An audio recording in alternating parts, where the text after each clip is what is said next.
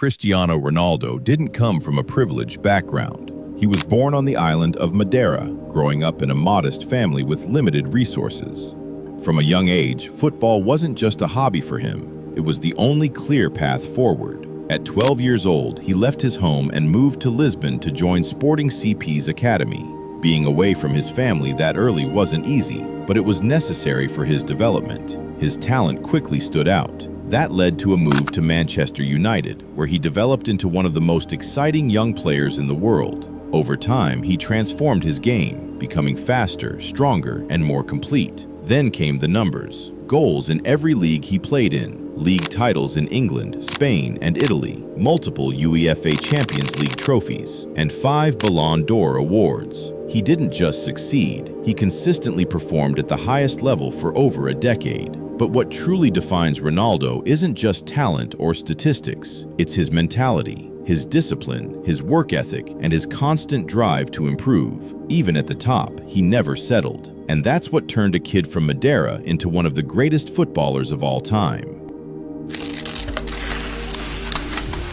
At his peak, Cristiano Ronaldo reached a level very few players in history have matched. His move to Real Madrid marked the most dominant period of his career. Season after season, he delivered consistent performances at the highest level, scoring goals, breaking records, and deciding the biggest matches. In the UEFA Champions League, he became the competition's all-time top scorer. More importantly, he showed up when it mattered most. Knockout stages, semi-finals, finals. He didn't just participate, he dominated.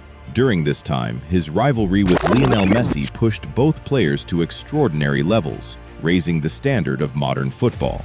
Together, they defined an entire era. Ronaldo's individual achievements continued to grow.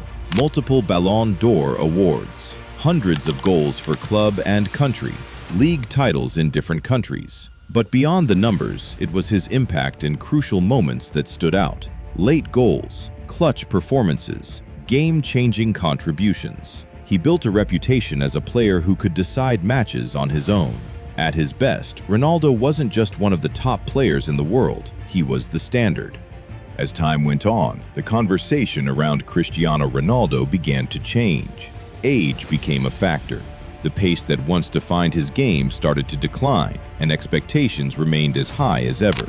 After leaving Real Madrid, he continued to perform at a high level with Juventus, winning league titles and maintaining strong goal numbers. However, the dominance seen during his peak years was no longer as consistent. His return to Manchester United brought moments of brilliance, but also growing criticism.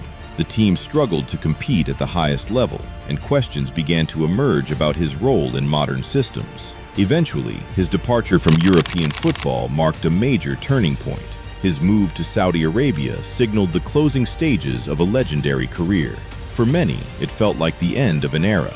The spotlight didn't disappear, but it changed. Now, the focus was no longer just on what he had achieved, but on how his story would end. It all started with belief. After winning the UEFA Nations League, Portugal wasn't just a team anymore. They were confident, united, a force built on resilience and experience. Every training session, every tactical discussion, every match sharpened them, and they carried the memory of what they had lost along the way. One name haunted them, Diogo Jota. His sudden passing shook the squad to its core. A star, a teammate, a friend, gone too soon. But instead of breaking, the team rallied. His memory became a driving force, inspiring every pass, every tackle, every goal. Portugal played not just for themselves, but for him. The squad wasn't just a group of talented players. They were a collection of sharpened, world-class professionals. Vitinha and Nuno Mendes dominating the midfield and flank, tested week after week in the UEFA Champions League and at PSG. Bruno Fernandes controlling the tempo at Manchester United, threading passes with surgical precision. João Felix in Al Nassr's attack, pairing seamlessly with Cristiano Ronaldo, who at 41 was still lethal. Diogo Costa guarding the net like a wall, the last line of a defense molded by experience. Ronaldo himself was sharper than ever. Every technique, every finish, every movement refined. He moved like a player half his age, but with the vision of someone who had seen it all. The years had honed his instinct, his precision, his deadly calm in front of goal. Off the field, the world watched with fascination. A meeting with Donald Trump made headlines, sparking speculation. Was it just a courtesy meeting, or could it influence opportunities for football globally? Some said it was symbolic, others whispered about bigger stakes.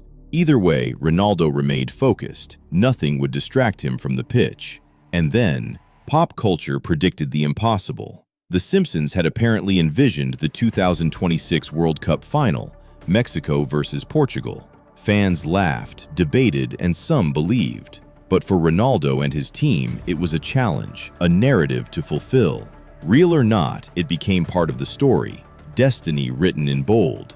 Every Nations League victory, every tactical tweak, every memory of fallen teammates, every sharpened skill, every international highlight, all of it led to one final stage.